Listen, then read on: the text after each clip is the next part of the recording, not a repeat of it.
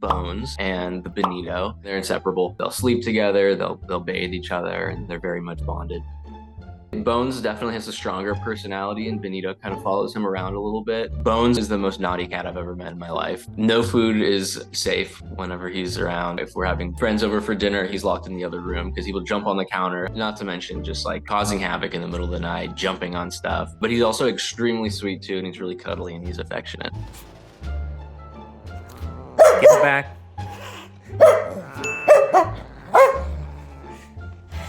Benito, on the other hand, is extremely shy. He's one of the most skittish cats I've ever seen, but he's super sweet and he's really affectionate and he loves our other cats too. Benito actually escaped a couple of weeks ago. He got out a window and we were looking for him for like a week. Eventually I found him and he had been living in the backyard, and every single day I was trying to bait him in with food. Instead of Benito coming in, I had a raccoon come in the house, I had a skunk, a possum, and eventually after a week's time, he finally poked his head through the kitty door and I grabbed him and snatched him. That was officially the naughtiest thing a cat's ever done.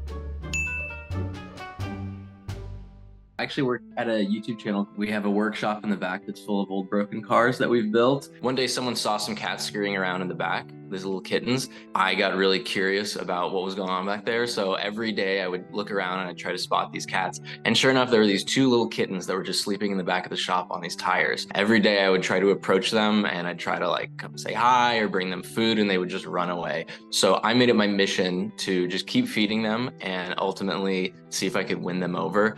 At first, I wasn't sure if they were just gonna end up being shop cats that would live in the back of the shop and they'd just be these little feral guys, or if I would kidnap them and try to adopt them out. But eventually what I figured out was the mom wasn't around anymore. The cats were just there in the back of the shop, and I didn't feel like it was the best place for kittens to live. So I decided to trap them and take them home.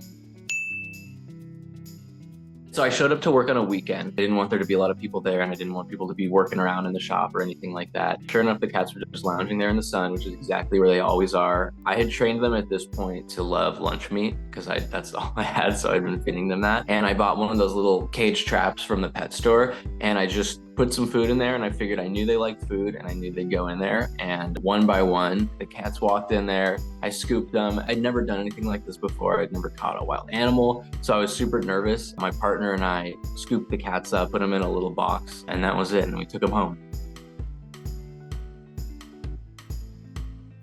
We actually have two other cats besides these two kittens, and so we had to lock them in their own room. They were filthy because they'd been living in tires, basically a mechanic shop. So they were the dirtiest cats I've ever seen, and we just had to wipe them off. They were pretty spicy. One of them in particular was especially spicy. Over the next couple of days, we just kept them isolated in this little playpen in the room. And over the course of the next couple of days, couple of weeks, they got cleaned up, and then they started being able to wander around that room. And ultimately, we decided maybe we won't give them away. We ended up keeping both of them.